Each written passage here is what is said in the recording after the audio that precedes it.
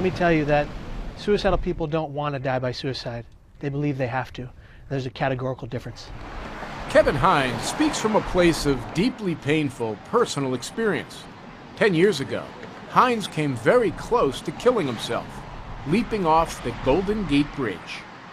I walked on that bridge probably for 40 minutes, crying my eyes out. Nobody said anything to you? Nobody said anything.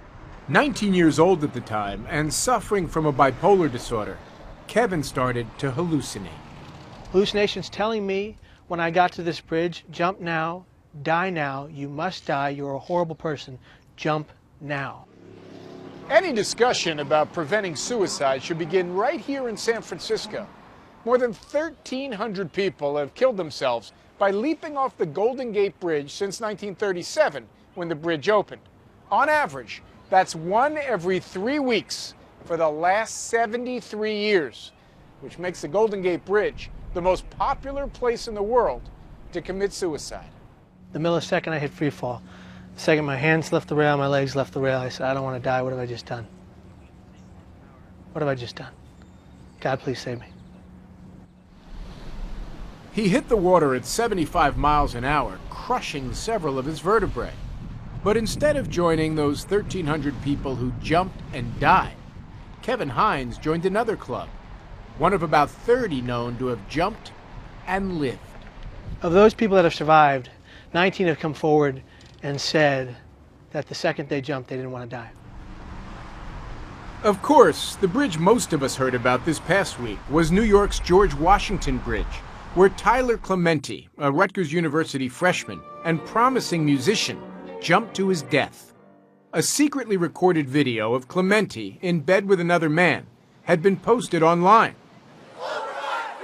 The news that it was allegedly put there by his roommate caused protests against bullying to erupt on the Rutgers campus. A lot of people are very upset and hurt that this could happen here and very surprised. Clementi's impulse was the classic example of a permanent solution to a temporary problem that suicide prevention experts battle. Part of a national phenomenon that makes suicide the third leading killer of our country's youth. While they are far more likely to kill themselves by firearms, suffocation, and poisoning than by jumping, the latest thinking in preventing suicide is something called means reduction, eliminating access to ways people can kill themselves until the impulse passes and they can get help. Means reduction at the Golden Gate Bridge translates into plans for a net that will cost $45 million. If it was there when I was attempting to jump, I would not have jumped. It's the same idea behind the barriers that have gone up on the bridges over the gorges in Ithaca, New York, where 6 Cornell University students committed suicide last year. Dr. David Skorton is Cornell's president. The question is, can one suicide lead to another through some sort of a copycat mechanism? And the answer is it can happen. The experts fear the contagion effect that suicide can produce, especially among the young. So we're not going to show you any pictures of those who committed suicide here at Cornell, nor describe the circumstances of their deaths. One thing we can tell you, while you may often hear about stress or a bad breakup as the cause for a suicide, quite often they mask underlying mental health issues as the main explanation.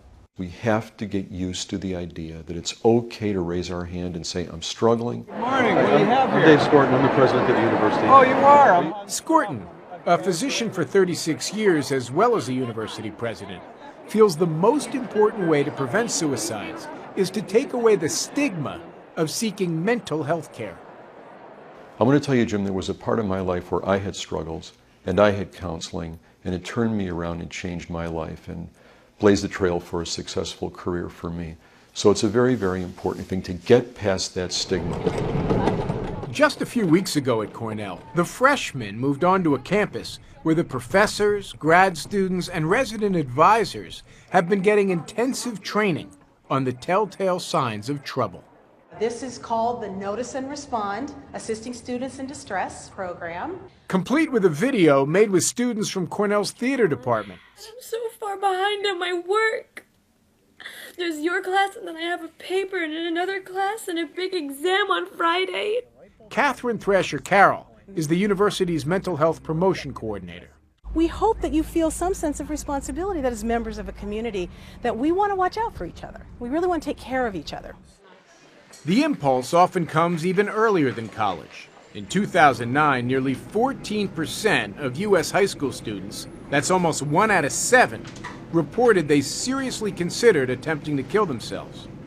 We don't always see the subtle symptoms because it's hard to sort out what's adolescent moodiness and what's the early signs of depression. Lori Flynn missed her own daughter's signs before she attempted suicide. Her daughter survived, and Flynn is now passionate about early detection. She runs Columbia University's nationwide Teen Screen program, designed to identify 14 to 17-year-olds who are at risk. So far, more than 1 million kids have been screened in 1,000 testing locations. We will ask the youngster, gosh, you've had problems here, serious problems, for quite some time. Why didn't you say anything? And the youngsters always come back with, nobody ever asked me. We ask. Jamie Twierkowski asks as well, and his targets are young people other screening systems might miss. We talk about some really difficult issues. We talk about issues that are complex and they're not simple. Don't let us see me cry. Twierkowski tours the country, reaching out to teenagers and young adults at concerts and festivals. Jamie, nice to meet you. We're trying to fight for people to believe that their life is worth living, is worth fighting for, that there is a sense of joy. Twierkowski's crusade was born on the arms of a girl he knew. She took a razor blade the night I met her, after I met her, and wrote a word that I probably can't say on camera. Wrote it across her forearm. She deeply believed this sense of failure and regret, that her 19 years on the planet didn't give her much to be proud of. Twierkowski started an organization to write love on her arms. Funded mainly through the sale of T-shirts, the group's MySpace, Facebook, and Twitter responses number in the hundreds of thousands. I think we were touching on a real need there, where people felt alone in their struggles, alone in their loneliness or their pain, and really trying to let people know or trying to believe the possibility that their story could have a different ending. For Kevin Hines, that different ending now means he can spread the word through music videos that when it comes to suicide, prevention starts with discussion. Not talking about it is getting us nowhere. Let's start talking about it on a regular basis, but let's talk about it properly. Somewhere in the equation of helping young people in despair is not just getting them the information, but telling them in some way, I hear you, I see you, I'm with you. I think hopefully there's an element of caring for this person, that they feel heard. I think we never know what can save a life, but I think it's important that we go there and that we try. The stakes of not hearing those who are young and vulnerable were brought home to the students of Rutgers University who mourn Tyler Clementi's death. For something like this to happen, it's just unacceptable. And to fight the unacceptable, the one key weapon seems to be to let struggling young people know they're not alone. Dr. David Skorton. If we develop the social support, if we identify those who are struggling, if we make it okay to raise our hands and say, I need help, and if we restrict the means to follow an impulse, we will prevent suicides.